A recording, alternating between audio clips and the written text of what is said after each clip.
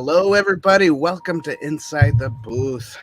I am your host, Dan Arena, and we have our special guest, Dreaming Tabitha, right over there. Filling in for David Arena. For now. We'll For see. now. Hang on. So wait a welcome. minute. Sorry for the yes. There we go. You need there you go, beard, mustache. That's it. Sorry for the technical difficulties. Remember to go check out www.insidetheboothreviews.com. You can get yourself a koozie, a mug over here. Here we go. And get a t-shirt. I'm sporting a brand new t-shirt. And this is a neck gaiter, but I'm using it as a do-rag. So whatever you want, go buy it. Help support us. It helps us. And that is that. That's it. So Tabitha, thank you for coming. Oh, my pleasure. We have a special announcement that we'll probably announce again at the end of the show. Dreaming Tabitha is now a part of our awesome team. Yay! I'm now inside. Yes, you're inside the booth. Yay! What? No confetti? No streamers? No balloons? Sorry, I don't have any buttons to push. Disappointed. I know it. I was thinking the same thing. It's Somebody kids needs coming down. They're running down the stairs. That's Shazam. Shazam. Yes. My 4-year-old say it like likes Gomer Pyle. Shazam. Shazam. Okay, guys, you gotta go back to bed. Go. Daddy's on his show. Daddy's on his show. You're not scared. Go to bed. What was that conversation we had about family there, Dan, a little while ago? Yeah. Being a I priority. love you, children. Mwah, I love you, children. Mwah. Good night. All right, blow them kisses. Good night. I see you there. Hello, Kaylee. Did you hear the news? If not, we'll say it again. Right. Later. So tonight we're going to be talking about Judges 13 through 16, and we're talking about Samson. We also are going to review, I guess, the Samson movie, 2018 by, what was it, Pureflix? I don't remember the name of the director. Yeah, and Universal. That's right. If you haven't seen it, it's an okay watch, it's one of the better Christian movies, I guess I could say. Yeah. But, it is a Christian movie. So, yeah. Well, that's our show for tonight, guys. Thanks for tuning in. Goodbye. That's it. A nice short one. My brother says always keep it short. So here we go. That was pretty short.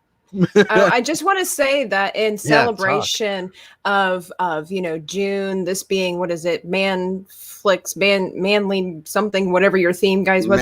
I did want to say that I came prepared. I'm wearing my Spartan shirt just because just wanted to be part of that, let people know that, I was with dudes in the mud. That sounds weird, but like running through the woods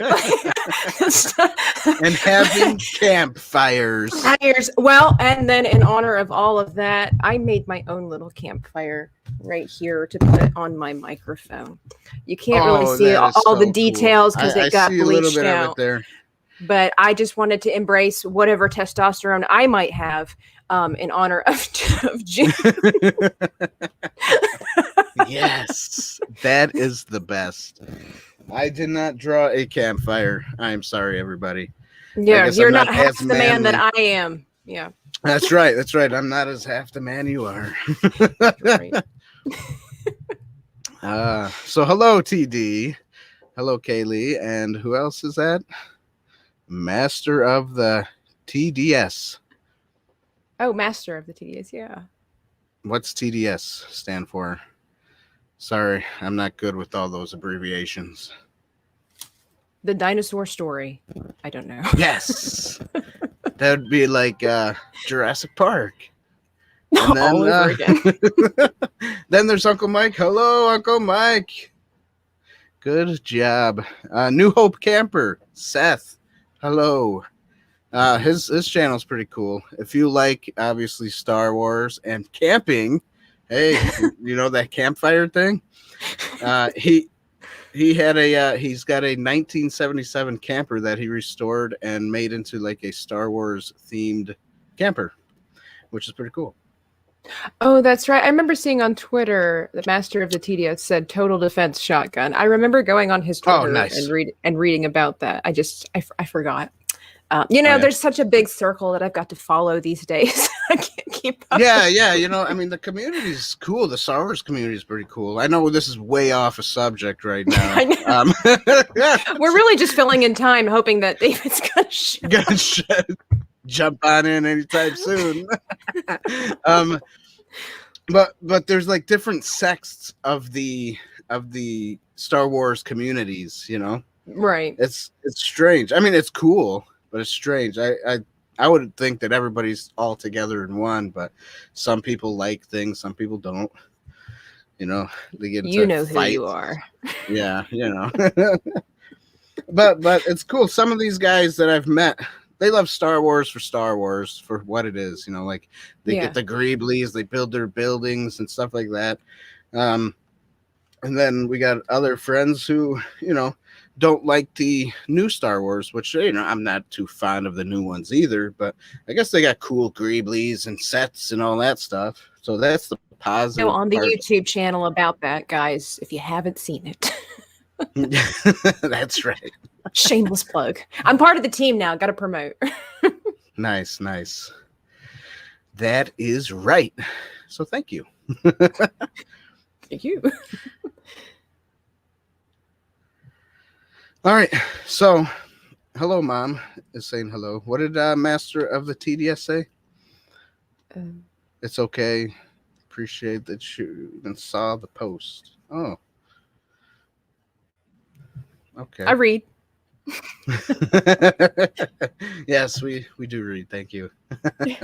I'm slow at reading, so I don't know how I got into doing this stuff, but that's okay. It's because you're watching stuff. Like, that's okay. I do the reading. You guys do the watching. There we go. Sweet. The book is always Welcome to the better. team again. Filling in so many gaps right now. Yeah, that you are. Predestinated. Right. Burdened with glorious purpose. That's right. All right, so I guess let's get into a little bit of Samson. Let's get into the movie first. Since I am better with the whole movie stuff. Yeah. And I guess do we want to point the movie out as we usually do? Our 5 categories, you know? Bam. Plot, cool. Acting, cinematography, score, and allegory. I guess we'll do that. Yeah. All right, so let's do the plot. The plot is obviously somewhat similar to the Bible, where Samson is anointed and appointed to be, you know, basically the judge of the Israeli people, and to fight against the Samaritans. And Samaritans are the bad guys. Don't you mean the Philistines? Oh, yes, Philistines. Sorry, everybody. My brain. I was like, we must have watched different movies. It's like, my brain was all of a sudden freaking like panic. I'm like, I'm pretty sure I watched the right one. I'm pretty sure I just read that chapter today, and I don't remember any Samaritans. Yes, the Philistines. My bad, Philistines. Yes, and so he basically goes out, and God gives him strength. He can't cut his hair. In the movie, they said that he can't drink wine, do something else, like touch dead bodies. Yeah, bodies. and also not cut your hair. But the Bible specifically says, do not put a razor to his head.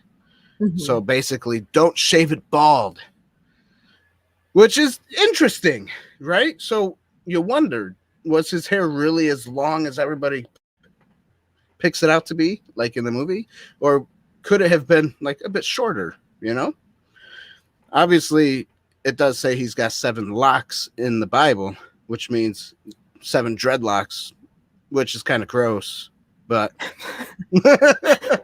I mean, I guess if you would, always comparing scripture with scripture, if you think about the case of David's son Absalom, wasn't it Absalom who was hung by his hair in a tree, and it says his locks, I would then assume that Samson's hair would also have to be equally of long, or at least thereabouts. And also because, I mean, the distinction, the whole purpose of being the Nazarite was to be different, to be separated from everybody else. So I would say that meant he had long hair because of the fact that it was meant to be something that distinguished him from everybody else. Right. Because if you compare like the New Testament, where it says nature itself teaches you that it's a shame for a man to have long hair, depending on what context you're looking for this, I would assume that most men had something of a shorter haircut in that regard, because through the history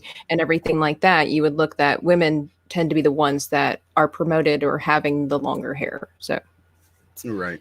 And what the Bible also says, a woman's hair is their beauty. So thank you. Yeah. What pretty hair you got. What do you use? Dove shampoo, or what is that? Whatever's in the house, honestly. How do you treat that hair? How's it so shiny and poofy? Well, if we're going to go that route, just letting everybody out there know, I don't use hair care products except for shampoo and conditioner. I get people that ask me, might as well share it. I cannot use a lot of hair care products, especially I really miss hairspray. I know this is way off topic, but I can't use hairspray. My skin is like absolutely allergic to it. It doesn't matter if it's in the air. If it touches my skin, like I just break out. So Tabitha has given up that lifestyle. I really miss it. Oh, well. Stepping into the life of Tabitha, but back to Samson. Yes, let's go back to Samson. Yes, master of the, I'll just call you Master. I don't want to read that whole thing. Master. Master. Are we allowed to say that anymore? I don't know. TDS. I always want to say, the way it's, my brain flips things around. STD. I always want to say STD. I always want to say Master of the Tides, because I just read it through kind of quickly. I just always read it as Master of the Tides. And so when he came on Twitter and was talking about what it stands for and everything, I'm like, oh, I didn't even realize that it was just letters. I thought it was Master of the Tides the entire time, which I thought was really cool. Well, anyways, he said he didn't know the movie existed. As a Jewish person himself, it's nice to hear this stuff talked about. Oh. Yes, it is nice to hear this stuff talked about. Thanks for being a Jew. Sorry. That sounded bad. It sounded okay in my head until I started talking. Thanks for being a Jew. No, a little out of his hands, I think. Yeah. No, it is cool to talk about this stuff. Samson was, he was a man. He was basically, and it's like in this movie and maybe in the Bible, I don't know, but he was the man of men. He was a manly man. All the men wanted to be like him. They wish they were like him, stuff like that. So, it seems like it, right? The brother was like, oh, I would just wish I had your anointing or something like that, right? Well, that was already kind of strange anyway, the fact that they gave him. So if anybody doesn't know the story, like there is not mentioned. I read it today. I did not read any mentioning. But Matthew did say that before you keep going on with mentioning stuff. Matthew did say in the movie there's campfires. There's a lot of campfires. That's right. There was at least 4 Tabitha's got hers going on. I really wish you could see all the detail that I put into this, but it's all bleached Me out. too. Too bad it didn't like flutter.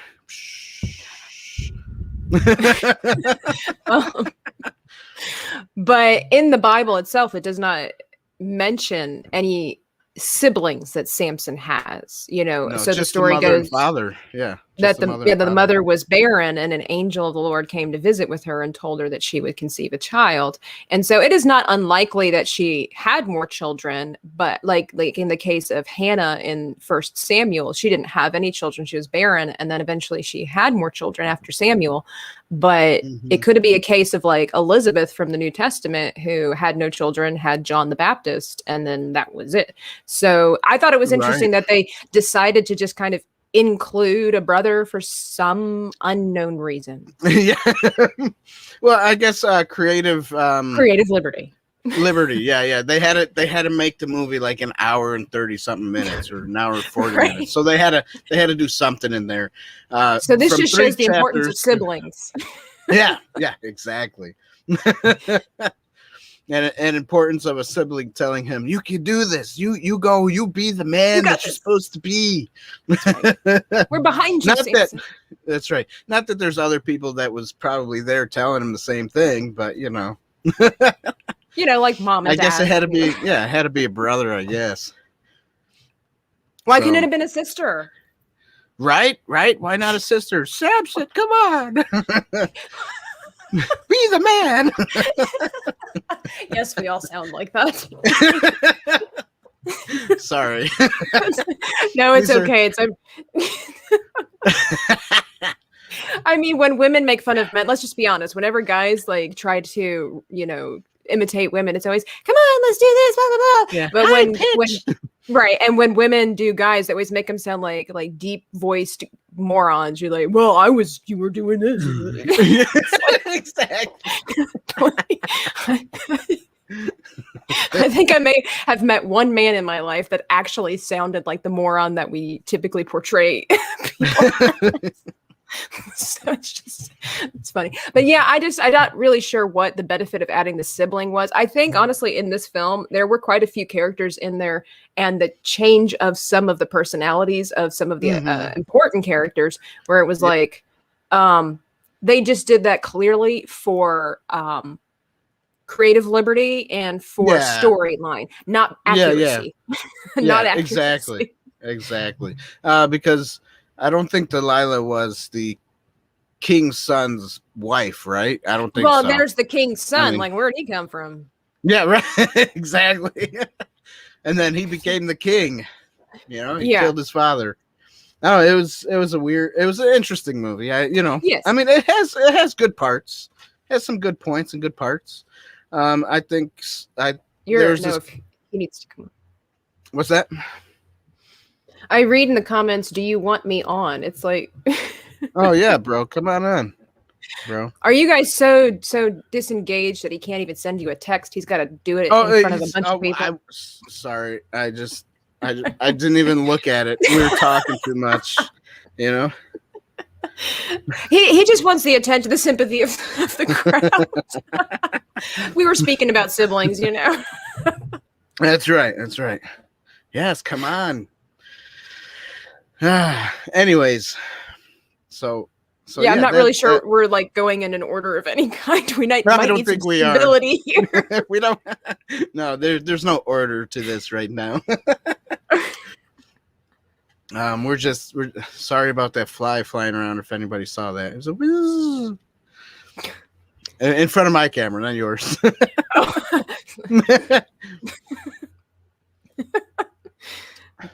But my kids like to leave the doors open. Yeah. I do that too. Okay, so Master of the TDS says he's got to run. He stopped by for Tabitha. Saw you were going on live. Oh. Now, so yes, support Tabitha and also support Inside the Booth, because now Tabitha is a part of us. She's a part of the team. So. We are them. That's right. Changing my pronouns in my bio tomorrow night to we are them. I am they. That's right. That's right. Sorry. So don't forget to come to Inside the Booth and watch us, and you'll see more of Tabitha here at Inside the Booth.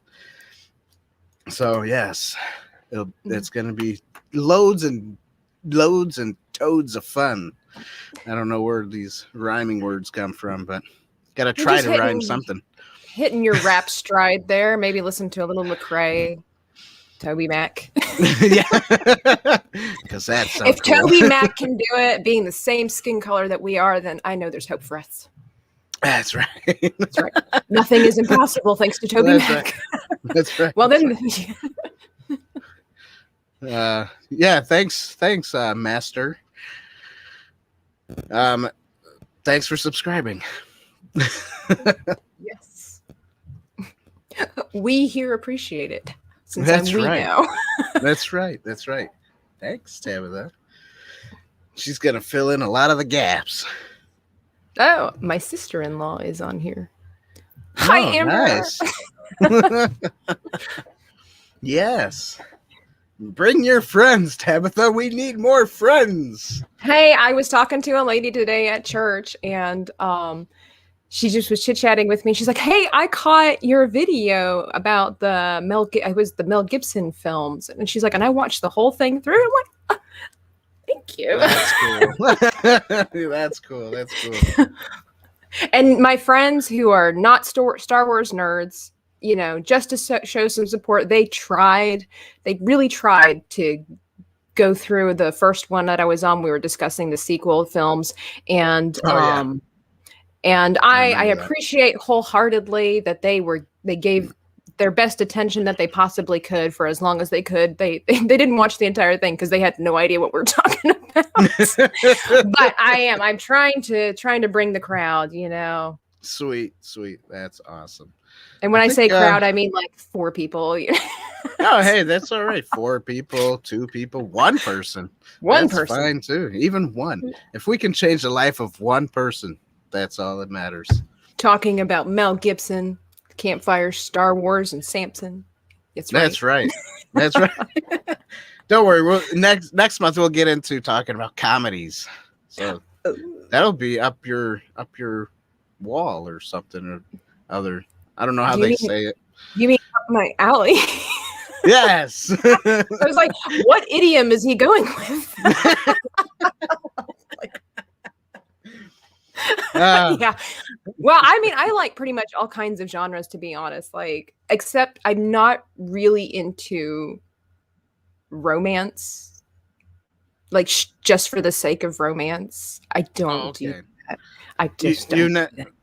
So you've never seen The Notebook? This is way off topic. Are we supposed to be doing this? Well, to be fair, The Notebook and the Samson movie have some things in common. Ridiculous love stories. Yes. But The Notebook, so I hope not to tick anybody off in the comment section, but like The Notebook was like one of the dumbest films I have ever seen in my life. Oh my god. Like, my girlfriend and I spent the night with her one time, and I'm like, look, everybody's talking about this film. And she's like, I've seen it. I don't think you're going to be interested in it. I'm like, I want to say that I have seen, I want to be part of the cool kids club. And I watched it. And there are very few movies where I just want to go to bed. Like, I don't even care if I finish it. But I was like, I'm going to watch this. And I'm like, after the end of it, my friend looked at me and she's like, and I'm like, that was the dumbest movie I've ever seen in my life. And that is counting like the Holy Grail. But that is like a whole nother, like, you know, Holy Grail is intentionally stupid for the benefit of humor. Like, The Notebook was just stupid because it was like, I don't understand. Like, anyway. But anyway, David! Hi. What's up, bro? Welcome to Inside the Booth. Thanks for having me back on. Hey, glad you could make it.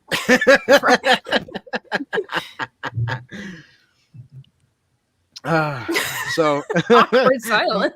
Maria says, hey guys, just dropping in. Cool, thanks, Maria.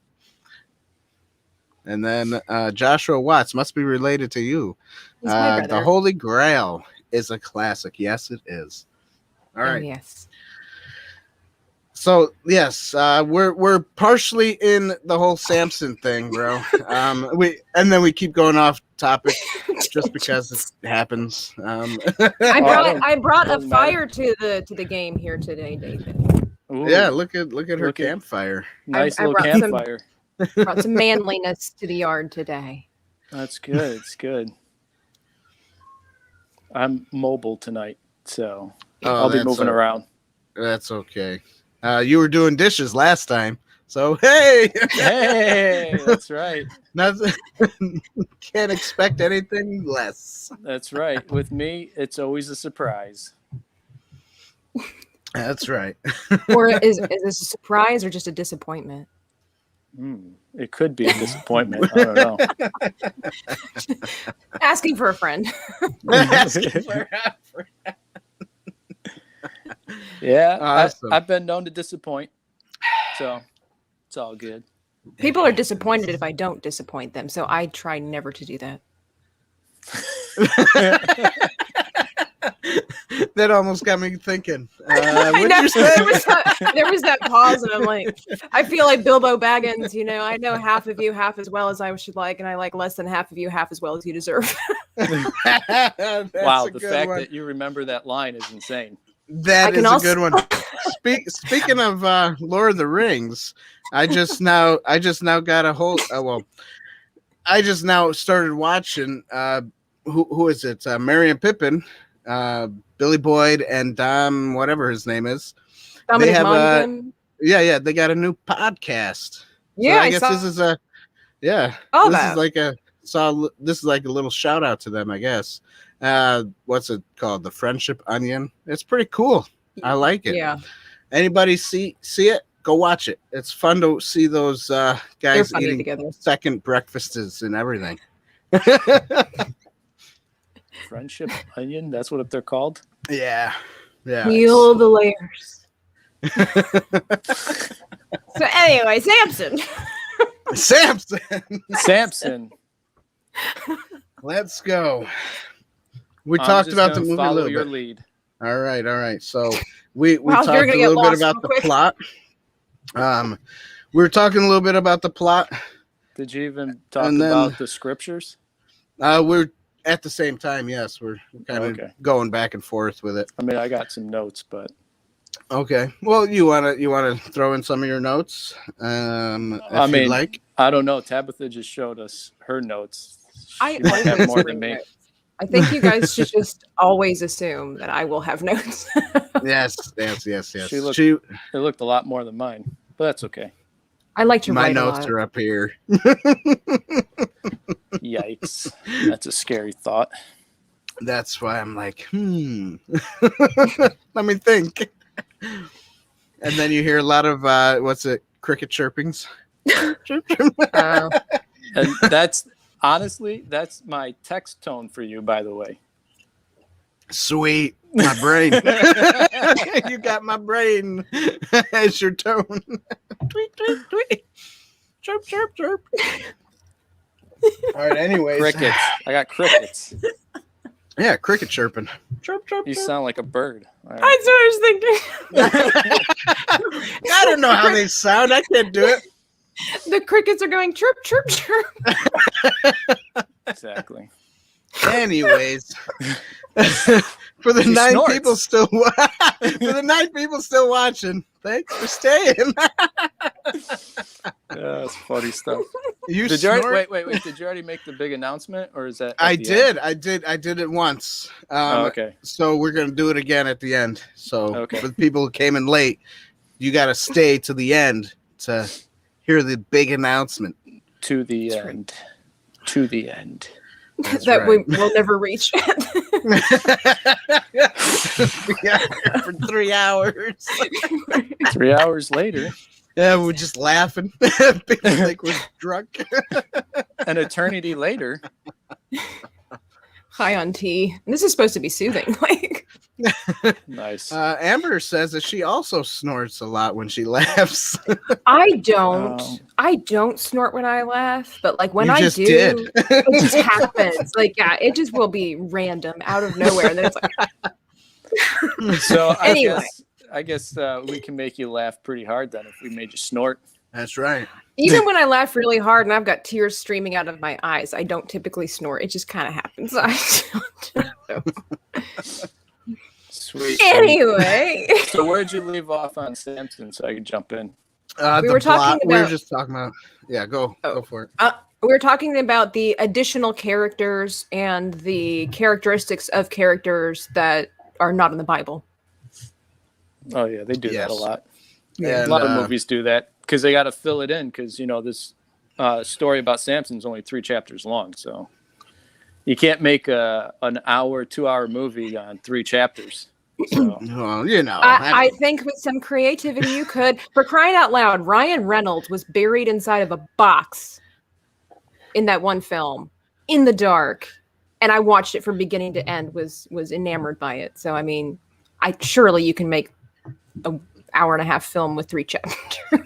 It sounds like that movie's so memorable you remember the name of it. It's been years. I don't know. It was outside Ryan of the Reynolds. I don't know. It was Ryan and Reynolds. It was a box. Something. Yeah, the prequel. I don't remember what it was called. Joshua, if you're on here, you probably remember what that's called. So type that in the comment section, please. It's going to drive me crazy now. Or Matthew, go look it up. See if you can find it. So, anyways, what I basically got here for Samson is Buried Alive. I guess that makes sense. Name of the movie. What's the name of the It does make sense. It was so on the nose, I couldn't remember the title. Nice. Amber Happy. Amber says that she hasn't seen the Samson movie. Well, go watch it. This is going to be full of spoilers, and you're just going to be like, I don't need to watch it now. Amber's read the book, so she'll... Yeah, you read the 3 chapters at least, right? Right, she read the 3 chapters. She knows how it ends. Is it worth the watch? Maybe. It depends on what you think, because personally, I feel like it's probably one of the better Samson movies out there, but there's also a lot of man violence in it. So, like, the whole scene of the jawbone, the jawbone, the jawbone of killing 1,000 Philistines, I thought that was pretty well done. That was pretty cool. Not in I don't think they went, like in the Bible when it talked about it, I don't think it's the same area when he went to kill him. But anyways, because he went to kill him because he was mad and he had to get 30 tunics. But no, that's a different scene, bro. That's a different scene. Oh, what? He's reading a different Bible. Yeah, I guess so. He was saying that that Samson was at war with the Samaritans, David. Yeah, I said Samaritans at first. Wow. Wow. And this is why he leaves his notes in his brains, right? Tweet. But that scene was, I have to say, for a Christian or a biblical film, I just going to go ahead and say that for a biblical film, it's probably one of the better produced ones that I've ever seen. A lot of times, and not trying to be judgmental, I think Pureflix is doing the best that they can with a budget that they have and the restrictions.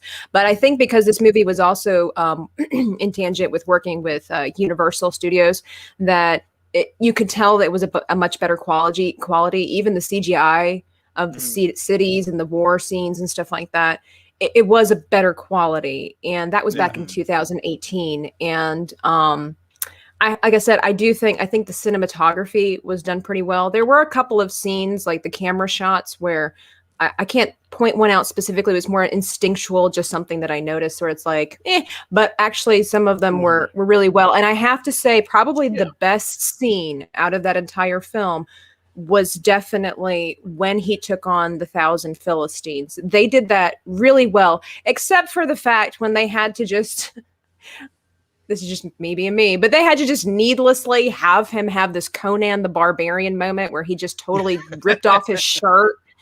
Come on, we know why they did that. That had nothing to do with making the battle scene easier. Like, that was just all of a sudden it was just like, well, it was like, he had to become a Spartan. He didn't wear armor.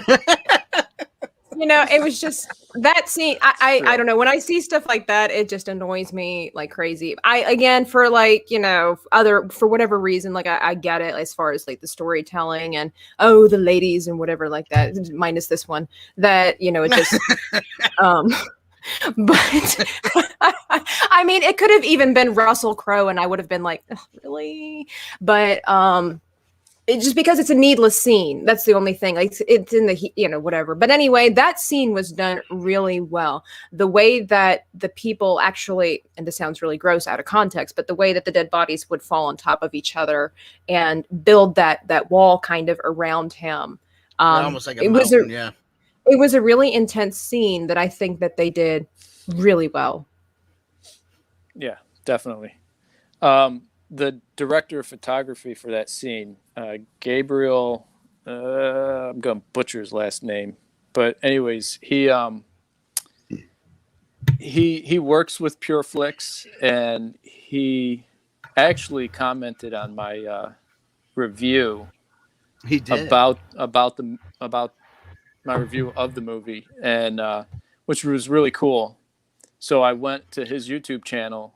So Gabriel, if you are watching right now, leave us a comment and we'll click you and send you a link so you can come on the show so we can talk to you about this. Yeah, dude, aim high, subscribe. That's right, subscribe. Yeah, aim high and subscribe. But he also, I think, directed another Pureflix film, which is action packed. It's called Beekman. It's kind of like a Taken type movie. With a nerdy twist. With is that what you said? Beekman. I don't know if I don't even know if I'm like Beekman. I just instantly think of that guy from the Muppets. Like, isn't that yeah. Beaker sounds exciting. His name is Beaker. One. No. Okay. Anyways, Beekman. I don't even. I'm probably even botching the name. Us arenas, we can't get names right, so it doesn't matter. Right. That's okay. So anyways, he made an action-packed film with Pureflix, and it's like it has a Taken feel to it, and it looks pretty cool. I'm eventually going to watch it, but anyways, so he's a good director, but I think he's cool. Anyways, that's besides the point. But there were two directors on this movie, though. So yeah, there were. So he wasn't the only one. No, Gabriel was like a director of photography. He wasn't the director. He directed the scene that Tabitha talked about, the 1,000 dead Philistines. He directed that whole scene. Oh, okay, right. And so he likes horror movies, so he made it more horrific. What a strange guy. He actually has a rated R version of that scene. Okay. Well, that makes a lot more sense because that scene, honestly, it did not flow with the rest of the film because even the color grading, in my opinion, was a little different. Yeah. I noticed that, and I'm guessing that's why that scene was so much better than the rest of the film, because not because of the color grading, but because right. Everything was just cohesive. The color grading with the gritty feel. I mean, like it just the camera angles and all of that stuff. I can't pinpoint exactly what it was about it besides those 2 points, but it definitely was the crowning moment of this entire film. And it was definitely set apart from the rest of it. So that makes sense that it was done by a completely different person. So, I mean, exactly. So, going to the actual 3 chapters in Judges, all right? The whole story of Samson is a tragedy. It's a tragedy story of a man who did not take responsibility for his calling as a man of God, right? Now, we know that the Pureflix film added some kind of background to it, a love story, a love interest with the woman from Timnah, which, by the way, they called her Timnah, but that in the Bible, there's no name. There's no name. They should have just made something up then. Except for heifer. Yeah, that's right. That's right. I remember hearing that. Yeah, Samson said, if it hadn't been for you messing with my heifer, you wouldn't have got the answer. That's right. Then he went and killed the 30 soldiers. Yeah, and got the tunics and brought it back. That's when. But then they killed his wife and his father-in-law, and then he was pissed. And it says that in the scriptures, it says that the Spirit of the Lord stirred him, so he went and captured 300 foxes. Tied their tails together, lit them on fire, and let them run through the fields. Which, by the way, I hate that part of the Bible, by the way. Just like, my heart goes out to those foxes. But you know what? I thought it was interesting that they did put that in the film, though. I appreciated that scene because it was in scripture, and they added it to the film. So I appreciated that. A little different context of why he did it, though. Yeah. Well, you know. Well, but I have to say, in the film, though, you know, so in the Bible, it says that they went and set fire to her house and her father's house, right? So in the film, he sets fire. This was his own fault in the film. I thought in this moment, they made him look like just the handsome doofus because because he went and set fire to the fields because, you know, all that problem. And then he was like, basically, give me back my wife or else I'll destroy everything else. And he's like, oh, will you now? He's like, so quick. And they bring his wife and shove her over the building. That was Samson's fault. That was Samson's fault. But didn't they burn? Didn't they kill him by burning them in their house? I didn't think in the Bible. Yeah. That's why I'm saying when I saw the scene unfold, I'm like, he's like, this is what I've done to your fields. Now give me your wife. He had no more leverage. You're like, oh, well, you burnt my fields. I'm gonna push your wife off this wall. How does that feel? And I'm like, you idiot. That was your fault. Like that was your fault. Exactly. And so in the last chapter, 16. So I think this is where Pureflix gets the whole, you know, the king's son and all these lords, is because in chapter 16, it talks about the lords of the Philistines brought Samson to the pillars and made a mockery of him. So all the kings, the princes, everybody was involved at the end. So, you know, they probably just took that and brought it into the beginning of the movie and stretched it out, you know. And you know, they were worshiping their god Dagon Dagon, and you know, in the end, Dagon was the only thing god of fertileness, right, with the fish tail. I think so. But the only thing that was missing is the little boy. The little boy wasn't in the movie, who Samson said, "Put my hands on these pillars, please." And the little boy's like, "Okay." Dumb idea, but you know, the boy did it. And then, you know, even if you read his prayer, I gotta open this up because there's a couple of things in this chapter that caught my attention in chapter 16. Chapter 16 is when you find out that he did lose his eyes. Yes. Because he part of his prayer was, because they took my eyes, let me take them. Yeah, take vengeance upon them. Yeah, you know, and you think, is he really repenting here? Is Samson actually repenting for his sins, or is he just pissed off that his eyes were gouged out? I'll take both for 500, Alex. There you go.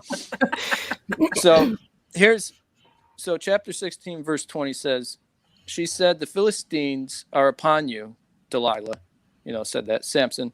And he awoke from his sleep and said, I will go out as at other times and shake myself free.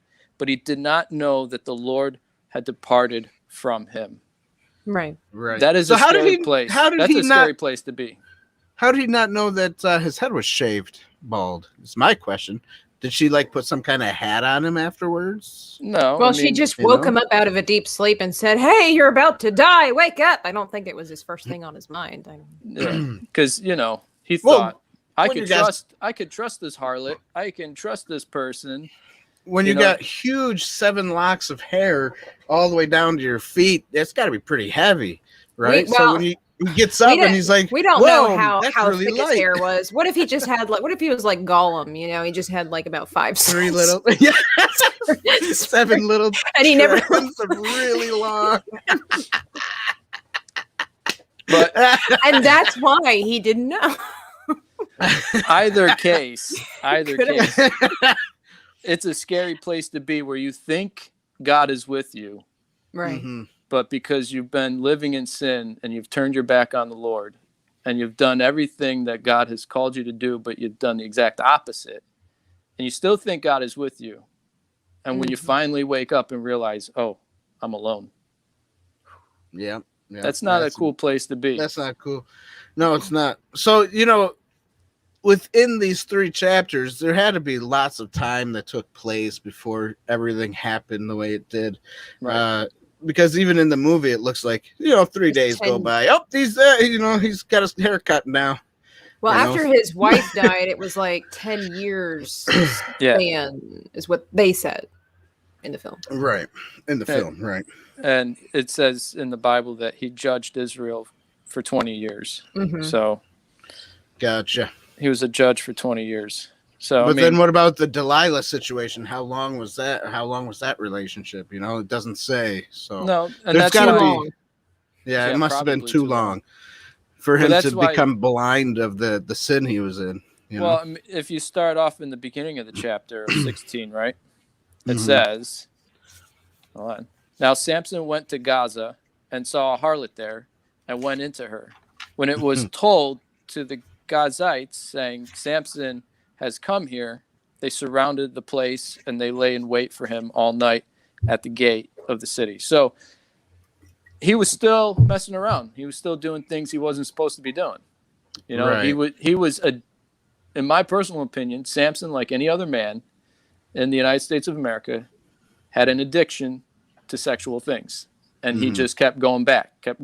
Even though he may have had a span of maybe 10, 20 years of not doing it, he was triggered and went back. It was his weakness. Yeah. And, so like the scene in the movie, he is tricked into a harlot's place, which is not true. He wasn't tricked. He actually just went there. Right. She was like, "Come pray in this building. We don't discriminate against anybody." And it's like, as soon as you number one, the Philistines are not that generous, and then secondly, you don't have to go into the building to know it's a brothel. They really made this guy look like basically this gorgeous doofus in quite a bit of the film. He wasn't too smart. No. Wait a minute. I thought this was a prayer place. Right. You can't see what's going on around you. A lot of people in the Bible go into nature to pray because I really believe that there is a great connection there because there's nobody else there. It's all God made, everything like that. So they go out into the wilderness to pray. And even in the movie, he was in the wilderness praying to God. So why would he feel he needed to follow this woman to find a place to pray? Walk a mile and you'll be outside the city. Yeah. And conveniently Delilah appears in that whole to get that story going, even though what does it say? So handsome. It says after he carries the gate to the top of a mountain, which is opposite of Hebron, after this, it came about that he loved a woman in the valley of Sorek, whose name was Delilah. So he just, after he spent time in Gaza, he took a gate and said, I'm going to show you people how strong I am. Boom! Take it up to a mountain on my shoulders. And then somewhere along the way, he decided, I'm going to start dating a woman in Sorek. I don't know. He had a thing for Philistines. The wrong thing, though. I was reading a commentary today about that, and it was interesting to note that something I never thought about before, that the Bible doesn't specifically say what ethnicity Delilah was. They said it doesn't actually say that she was a Philistine, nor that she was a Jew. So they said most likely she was a Philistine just because of her mannerisms and everything like that. But I thought that was an interesting remark, like something I've never noticed about that's a good the point. Story. You just always assume that she's a Philistine, which again, most likely she is, just because of her mannerism, where she's living, all that kind of stuff. But the fact that Samson was there and being a Jew, it's very possible she was also. I mean, you know, she would also know kind of maybe a little bit more of what to say to him if she was Jewish, or if she were Jewish, was Jewish, that, you know, just how to kind of get around the customs and make everything okay because she was familiar with his background. Yeah, just a theory, but I'm gonna err on the side of her being a Philistine. yeah, no, true. But and he also, you know, Samson, he was so blinded to what was happening in his life that when she was offered 11,000 pieces of silver from each of those lords, that's right. Some I don't even get know those shekels. I don't remember how many, and I'm not going to try and look for it, but 3,000, I think, was it? Well, there was 3,000 lords offered that much money to her. I thought it was 3,000 shekels. I thought it was. Oh, I thought they said 11,000 silver pieces. But anyways, nonetheless, the fact that she was bought off. She's got her Bible. She's looking at it. I would take too long to find it, but she was paid off, you know, and yeah, of course she was paid off. Samson just, you know, I mean, you would think he would learn from his first wife that Philistines are not worthy to be trusted at this time period. Right. And plus she tried to trap him and bind him like 4 times before. Yeah, he really wasn't the most brilliant guy, was he? No. You would think, well, you know, you tried binding me 4 times before, so if I tell you this time, but that was I his don't arrogance. know. Should I trust you? Exactly. But anyways, so it's interesting. The story of Samson, to me personally, is a tragedy story and a good lesson to learn as a man, because he didn't take responsibility for who he was and who he was called to be to God's people. He just fluffed it off, did what he wanted to do. And I think in the movie, they portrayed that pretty accurate. He just kept doing whatever he wanted. He wasn't listening to anybody. You know, I'm the man. I have the strength of 10,000 men. I don't need to listen to any of you yahoos because you don't know nothing. When really he didn't know nothing. I mean, he broke his first 2 covenants. He wasn't supposed to eat from dead animals, and he wasn't supposed to drink wine. The first 2 covenants he broke. Right? He wasn't supposed to touch the carcass. In the movie. No, in the Bible, in the scripture, it says the woman wasn't supposed to do it because she's bearing the Nazarite inside of her. It doesn't say anything about that after he was born. It just said, read it again. Chapter and verse, bro. Chapter and verse. Pick it out. Judges 13. And verse 1 through, I don't know, whatever it was. It's right in the beginning. Now, I do know that it's true about what he said to his mother. Yeah, I know that's true. But you're saying they never told Samson that he wasn't supposed to do those things either? No, it was only the razor to his head. Don't do the razor to your head. Bloop.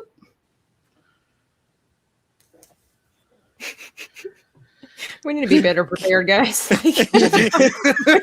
By the way, it was 1,100 shekels. I think when I read the commentary, that equal, or 1,100, excuse me. I think it equaled to 3,000 silver in our time or something like that. So I think that's where I got the 3,000 from. But, well, I haven't done a lot of study of the Nazarite either. I know that I believe that there's more to it than just those 3 elements, if I'm not mistaken, but probably. Yeah. So Joshua says, seems like Samson was strong in body, but weak in his mind and spirit. Definitely. True that. Yes. True that. Yep. But you got to also remember the Holy Spirit wasn't around back then either. So. Well, that's not true. The Holy Spirit was in the Old Testament. The Holy Spirit was on him. Remember, we just read that he did not realize that the Spirit of God departed off of him. Mm-hmm. Oh, so God selects, God in the Old Testament, God selects certain people to carry the Spirit of God. Okay, right. Ah. But the prophecy for the New Testament after Jesus was that his Spirit would be poured out on all flesh. Those who would trust in the Lord, those who receive his baptism all those things. His spirit is poured out on all flesh. So the indwelling. The indwelling. Thank you. Thank you, Jesus, that I was born after. I was born in the New Testament. Woo! I had a pastor once that he theorized that Samson, Samson's always portrayed as this super tall, ginormous, muscular, and he said, in his personal opinion, he believed that Samson looked like just the average guy, that there wasn't necessarily any significance to his body type, because he said, because like in this film, they found a 6'3", like eight pack dude, that, everything, and every film is always like that. And he said, you look at this person and he's super strong, and really, he is of course stronger than even the strongest man, but it doesn't really explode your mind when you see somebody that muscular doing these amazing things. And so his theory was that, he probably looked like the average everyday man, because that way God's glory could really be seen through him, and it would be something miraculous and stupendous in the fact that just some skinny average little guy doing these impossible things, which again would all point to God and his destiny and how he's supposed to be reliant on God's power. Yeah, I agree with that theory. By the way, definitely could be. I definitely agree with that, because, if Samson was like a, what's up, Ado? like how you doing? Like a He's Conan the Barbarian. Jacksonville, Florida. Yeah. If he looked like Conan the Barbarian, one of my favorite movies of all time. My favorite movie. If he looked like that, then he would get all the glory and the credit. But exactly. I would agree with the fact that he was just an average guy who wasn't supposed to shave his head, and that he was a Nazarite unto the Lord. Which even Jesus, he's the true Incredible Hulk. Right. Jesus was considered a Nazarite as well. No, he was considered a Nazarene. No, really? Yeah. All right. People tend to get those two different things, but he wasn't actually a Nazarite. He was Jesus of Nazareth. So Nazarene. Okay. Well, my bad. Hey, Dan didn't even study this one, so don't worry about it, David. Anywho, so I just, I agreed with that, with the fact that he may have just been an average person. It's more, because God, if you read the Old Testament, I'm studying Gideon right now, and you just read so many stories of how these, if you will, in the world's eyes, these nobodies with nothing to show, they either are not wealthy, they are not necessarily the healthiest people, or they're not popular. God uses these people, and I believe for a significant purpose, to show that God will use anybody he wants to. He used Abraham, and Abraham was wealthy. So the fact that, he can use all kinds, but you tend to watch how in the Bible, God uses the least likely people. And so I kind of be more on board with the thought that Samson was nothing special to look at, except for the fact that he had long hair. And that probably just made him, especially if he had those 3 Gollum hairs, that probably just made him stand out. It was 7 Gollum hairs. 7 Gollum hairs. 7 locks, it said. Right. A lock equals awesome. 1 strand. Now, have you guys ever seen... My precious. Have you guys ever seen the 1949 edition of this film? No. With Hedy Lamarr and Victor Matrop. Did you watch it? Yes. You studied it. You studied this enough, so you watched that too, or you just watched it a long time ago? I watched it in the beginning of the year. My dad loves old classic films like, Ben-Hur and everything. Okay. We've grown up watching these films. Ben-Hur's and I'd never seen Samson and Delilah. So we watched it. So I'm watching this film. I watched it between yesterday and I was finishing it off today, just so it'd be fresh in the mind. And yesterday, I'm going to be honest, whenever it comes to biblical movies, I have a hard time getting through them because of the inaccuracies and the weird things that are going on. And so it's hard for me to watch it for enjoyment. I really don't tend to watch biblical films for that reason. But I was watching this and I was just like, wait a minute. All of a sudden when they have, the whole prince jealousy thing, and the way they depicted Delilah, like she wasn't all that bad. I was like, I've seen this before. And I'm like, this is just a rehashing of Samson and Delilah from the 1949 film. Oh, interesting. That's where they probably got some of it from.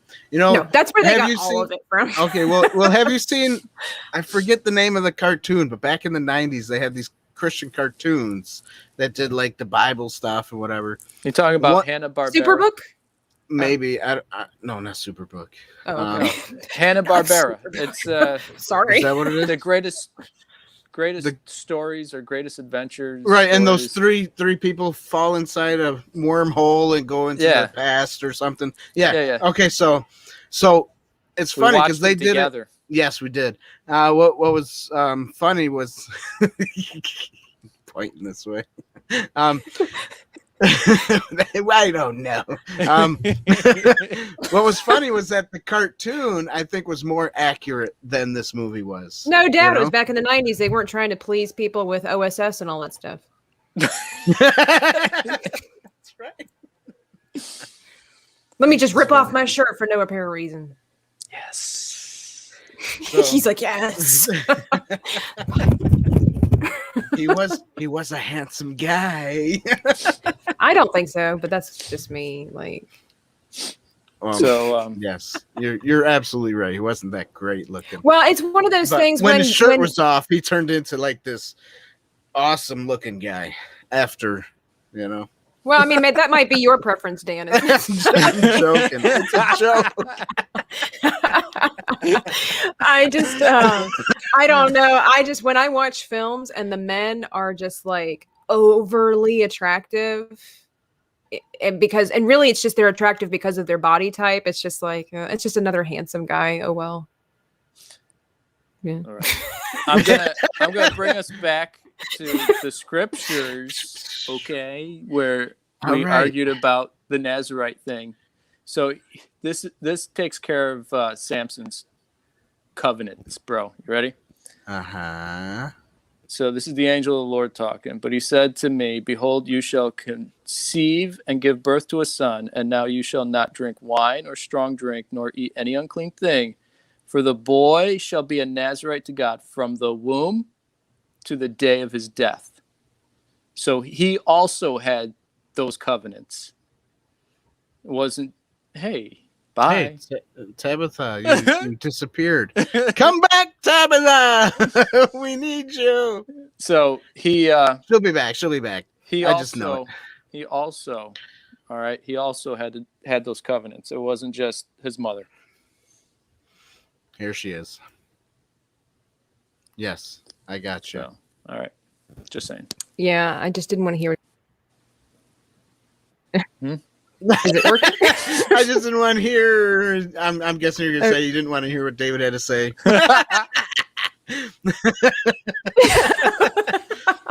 That's why you left. Forget it. I'm not too many people want to hear what I have to say. So and then you came back. I'm gone. Bye, Felicia. I mean, I guess that makes sense, bro. But I was taking it literally to where the angel was just talking to her. So no, it was literally the angel talking to her, but he also was saying that Samson was to be a Nazarite from birth to death.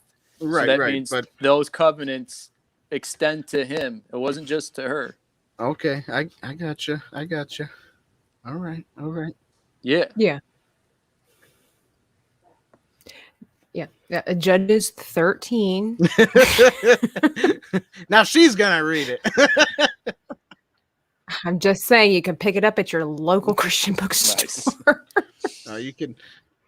There's an app. There's literally an app for that. You can use it on your phone too.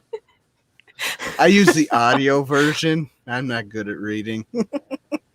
Yeah, I listen to audiobooks every day.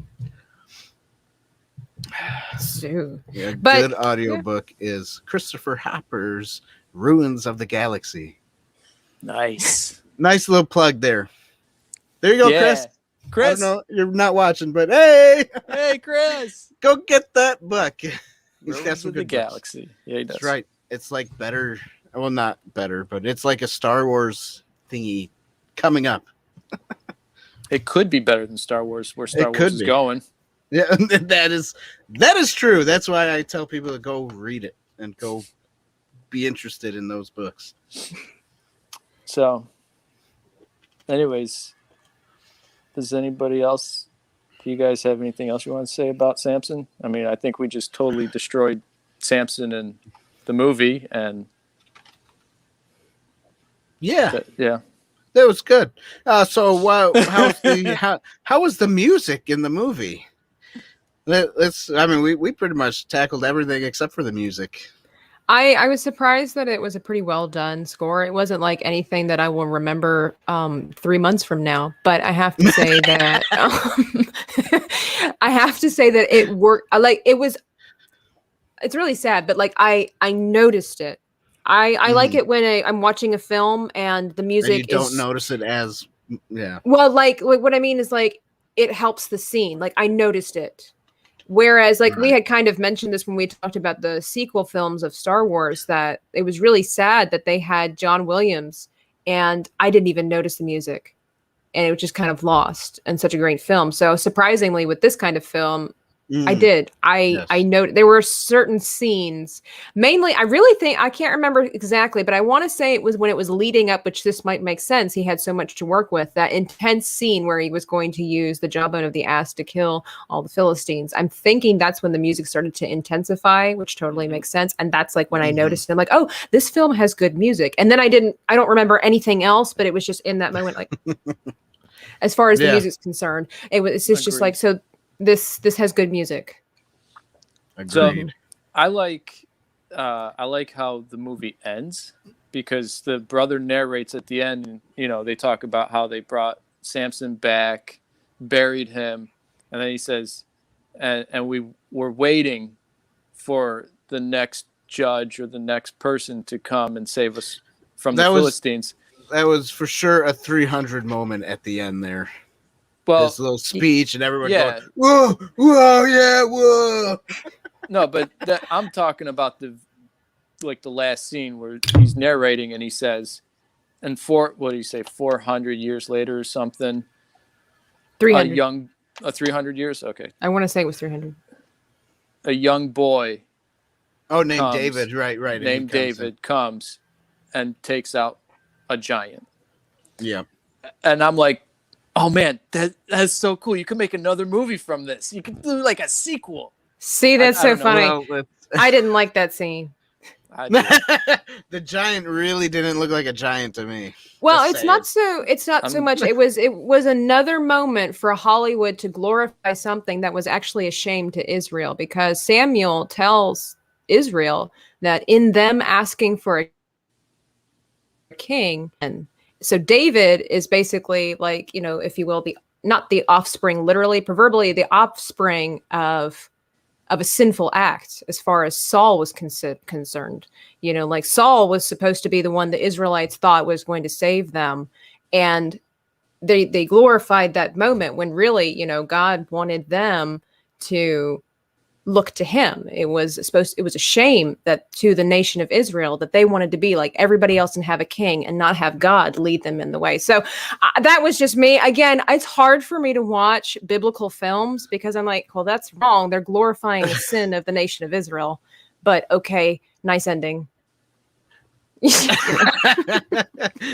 I like what Josh says. I like what your brother says. David, here is the name of the sequel. So would it be called Samson 2 King David? Samson 2 King David. King David. Yeah. You know, I mean, from a story point of view, again, from a Hollywood point of view, yeah, it makes sense. Oh, we're looking forward to King David. You know, totally. Yeah. You Make know, this it's a franchise. Great. Right. It's not like King David lived to be the perfect king and the sword never left his house and all his children kind of fell into shambles.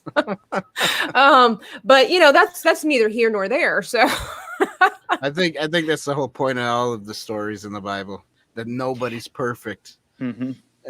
But yet God chooses you and tells and blesses you and says you are the one. So. I know. But I mean, at the same time, what's so special about David that's not different from the other kings or, whatever, because I know that David, from the lineage of David comes Jesus, obviously, right. But it was more about David than it was Jesus. So it should have been like, it should have been a little cutscene to David, and like 300 years later, we got the guy that we needed to save Israel. And then, what was it, like 400 years later, we finally got the king that we were all needing, not the king that we deserved. But the king that we needed. Throw a little Batman reference there. Oh man! I mean, again, like I said, I'm really critical when I watch biblical films. It's hard for me to watch them to enjoy, because again, it's important, the accuracy, I feel so. Well, right, it is, but sometimes you just gotta turn that off, let the crickets chirp, and just tweet. Watch something. chirp, tweet, tweet. And so you can enjoy it. I mean, obviously it doesn't. I don't think it has to be, because it is Hollywoodized. It is, a couple chapters taken to stretch out for 2 hours long. So it's like, I get the whole thing of taking something and making a creative liberty and making it longer, so add some fill. But in my opinion, it's okay to do that once in a while, but try to stay on track. Try to use the Bible as your compass, basically. Kind of like what The Chosen does. Have you ever seen that show? I haven't. I've heard about it. You will like that show, because that's he was better. Like coming at me, man. Hey, you will like that show. Okay, well that's a better show than a lot of these biblical made other movies that came before it. So you should check it out. It's decent. Yeah, I mean, I might. You might have to, because who knows what we're going to do here at Inside the Booth. Okay, now that I'm I mean, that's right. Fine. Now it's just of my own volition. I have a hard time watching spiritual films. That's just right. I gotcha. My thing. I always say the book is better. So. Your brother says he actually likes The Chosen. It's pretty good. Yes, he has told me that it's actually pretty good. He and I have pretty similar tastes for a lot of films and things like that. So it's... Well, he is your brother. Go watch it. I guess for me, the last little thing, honestly, about the film that has nothing to do with the actual biblical aspect, but I hate personally in any film when they make siblings that don't look a thing like each other. Yes, me too. Because when I thought they were friends, and then he was just kind of like, brother, and I'm like, what? Yeah, he had blonde hair or something. Taylor James. I did some research on him, and it doesn't give his ethnic heritage. It says that he is British, and that he was I lived in in South Africa for a long time. So we're not really sure, but he looks like he might have Native American. He looks kind of like he has Native American features. That's what I thought. Yeah. And so, I mean, we're talking really defined, chiseled, bone structure. Yeah, high cheekbone, a lower brow, very protruding lower brow. He's very tall, dark, and everything. And then we've got this Western European dude for his brother, and I'm like, we're talking blue eyes, light skin, blonde hair, and I'm like, exactly. Why did they do that? I don't understand.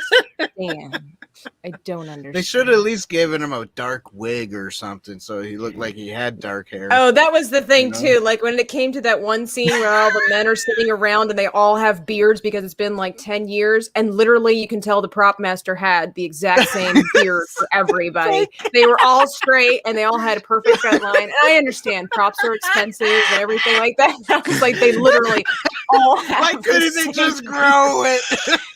Grow it or try to trim it in certain ways so it's not so obvious, and literally all the same beard. Same. It looked like they just put it on over their ears. I did.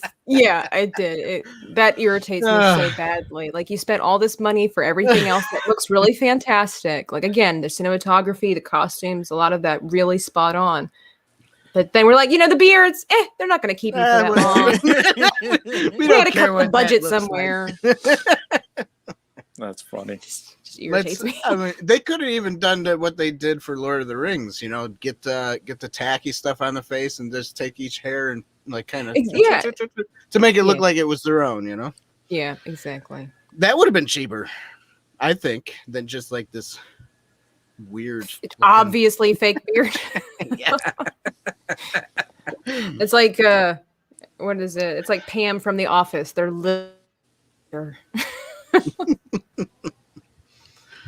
So I'm gonna share my last little bit of Samson, and then I'm done. I have nothing else to say.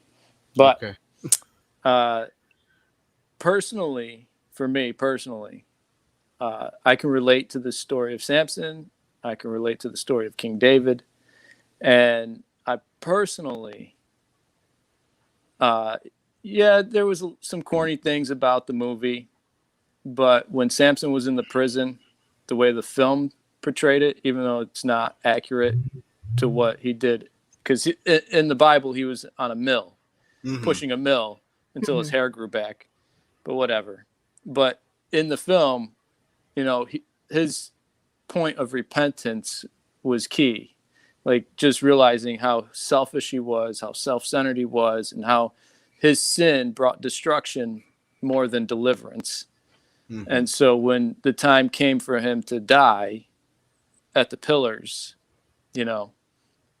unfortunately he didn't, ask the Lord to avenge his eyes in the movie, but still proverbial. It's just that whole thing where he says, even though I can't see anymore, I now can see clearly. He lost his eyes. He lost the ability of sight. But in that moment, in his chains, he realized that true sight isn't about actually seeing with your eyes. It's about seeing in the spirit. It's about being connected to God, and how all he did was run from God when he should have ran to God. So in his last moments, he made that decision to finally fulfill his calling. So personally, I want to say that for men who are afraid to step out in faith and afraid to trust God for their deliverance, trust God for healing, you could go all the way to the end, to your death. And you can repent, but you'll be looking back and saying, look at all that time I wasted. Look at all that time I wasted. When I should just be following Jesus now, and giving my life to him now, and giving him everything now, and let him heal me now, so that he can use me now. Dan and myself, we've seen like our grandfather. It was like a lot of his time was wasted because he was selfish. But, God still loved him. God still had a calling on his life, but it's up to us what we do with the calling. Right. So, even though the movie itself may not have been really great in certain areas, and they actually had a Braveheart moment where he was looking at Timnah, at like Mel Gibson's character, William Wallace, was looking at that other girl. They had that Braveheart moment going on, and I'm not sure if they had a campfire. Maybe they did, but they just, they added some stuff to it. Fine, I get it. You got to do that, but I think overall the story and repentance was key for me when I saw this movie. Right. Even King David. God said, "You're a man after my own heart," and he was 10 times worse than Saul. You would think, well, Saul had one wife. Saul did everything, quote unquote, accurately right, except he disobeyed God on several occasions completely. And because of his disobedience, right, Samuel came to him and said, it's not about sacrifice. It's about obedience. Right. David screwed up completely, but yet he always repented and he went back to obey. He went back to be obedient to God. Even like when he brought the Ark of the Covenant, they thought, hey, let's just put it on a cart and wheel it in. Even though the commandments was it had to be carried by the Levites on their shoulders wherever they went. Mm-hmm. So when the one servant saw that the Ark of the Covenant was going to fall off the cart, he reached out to try to save it, and God killed him because they broke a command. Yeah. And he wasn't supposed to do that. So instead of David just being like, oh, yeah, you're so mean, Jesus. You're so mean, God. Right. Why'd you kill him? Well, he was just trying to keep you from falling on the dirt, I'm sure he sounded exactly like that. And so instead of that, David's like, let's stop, pray, let's figure this out and do it the right way. Mm-hmm. Right. So they left it at Obed's house, and he was blessed. And then finally, when David got his act together, came back and did it the right way, brought the Ark of the Covenant to Jerusalem, into the tabernacle, and had a big old party. So, but that's what I got for Samson, and that's all. That's it. I'm done. Thanks. Cool. Good stuff. Just like Amber says, good stuff. 10 out of 10. 10 out of 10. Well, not that good. 9.5 out of 10. I mean, personally, if I was going to rate the movie, I'd probably give it like a 4 or a 3-star out of our 5 point system, out of my 5, and then his category. Out of our 5 category point system. But which ones would you give points and which ones would you not? That's the question. Oh. Plot, acting, cinematography, music. Oh man, I don't have time for that tonight. We'll have to do another show. We'll do another show like always.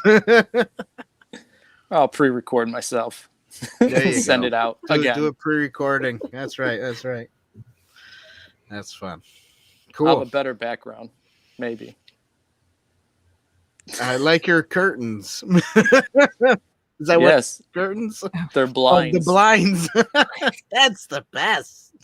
It's even better than curtains. That's a Florida thing, I think. Blinds. Yeah. It's a hotel thing. That's because everybody in Florida lives in a hotel, I guess. That's it. Beautiful. Well, I guess we're done with the show tonight.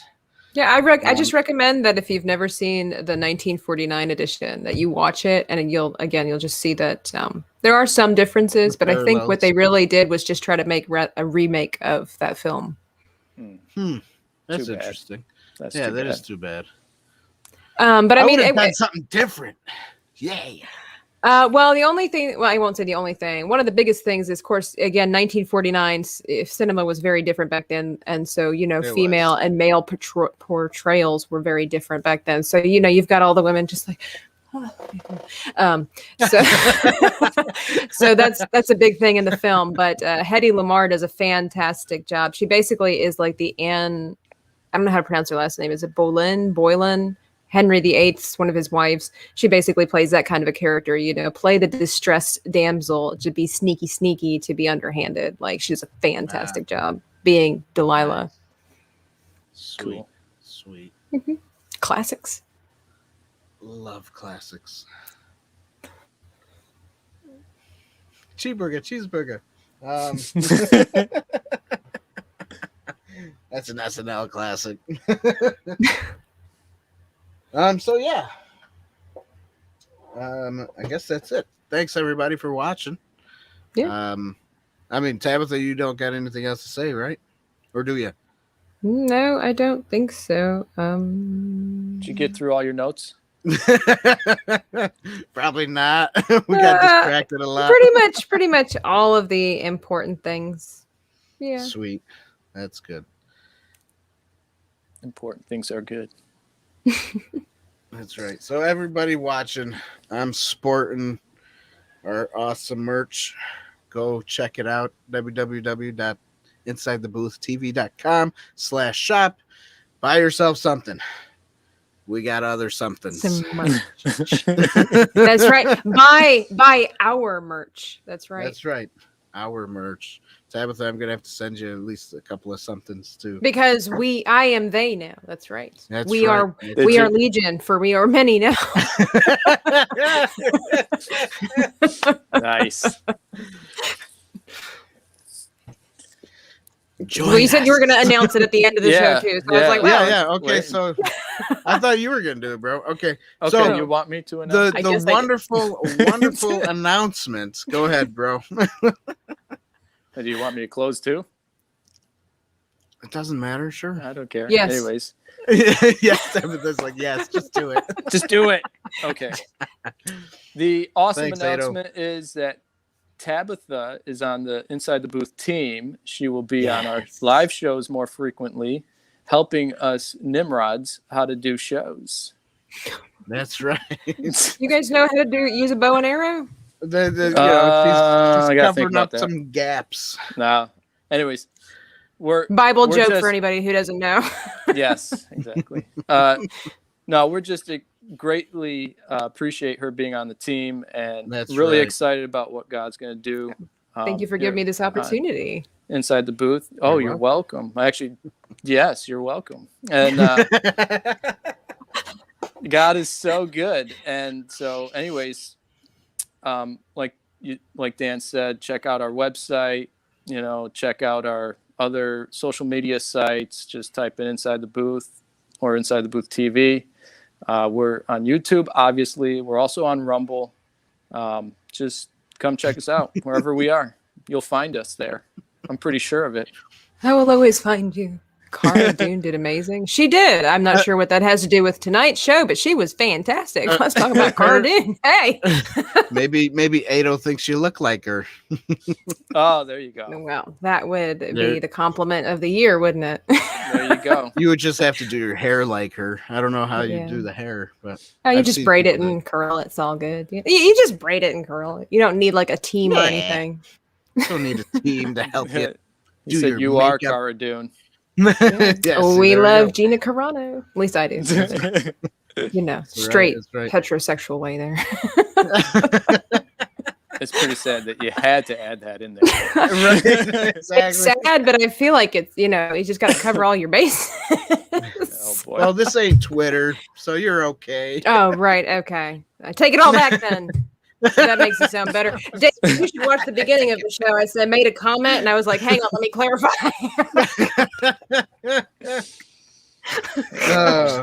Anyway, sorry. Anyway. So thank you, everybody, for watching. Yes. We love you all. Thank you for your support. Continue to share the content and continue to let people know about Inside the Booth. We appreciate it.